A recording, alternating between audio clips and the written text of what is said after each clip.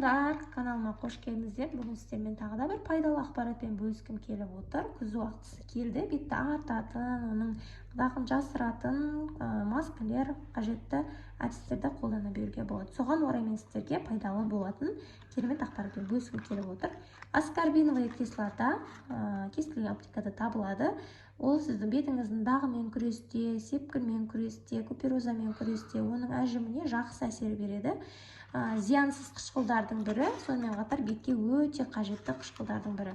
Бізге қажет болады бір ампуласы, бір ампуласын алып, азанда және кешке ватный дискке кішкене тамызып бетіңізді сүртсеңіз болады. Тоник ретінде немесе 5 ампулаға 10 мг суды араластырып қойып, тоник ретінде азанда және кешке сүртсеңіздер болады. Бұл сіздің бетіңізді ағартады, жұмсартады, әжімін жазуға көмектеседі, сепкілдерді ағартады құрамын, витамин С болғаннан кейін, одан кейін сіздің куперозаларыңыздың жақсаруына көмектеседі.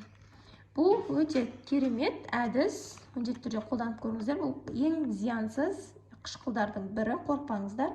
Тек қана қолданардан алдын аллергияға тест жасауды ұмытпаңыздар. Кішкене бөлігін алып, билегіңізге немесе мойын үстіне жағып, 15 минут күтесіз. Егер сізде бұл өнімге аллергия болатын болса, қышып, ашып, солай қызарып бастайды. Егер ондай жағдай болса, қолданбайсыздар. Ал егер ондай ешқандай эффект байқалмаса, бұл тоник ретінде азында және кешке сүрте берсеңіздер болады. Міндетті түрде жасап көріңіздер. Күз мезгілінде ең керемет әдістердің бірі.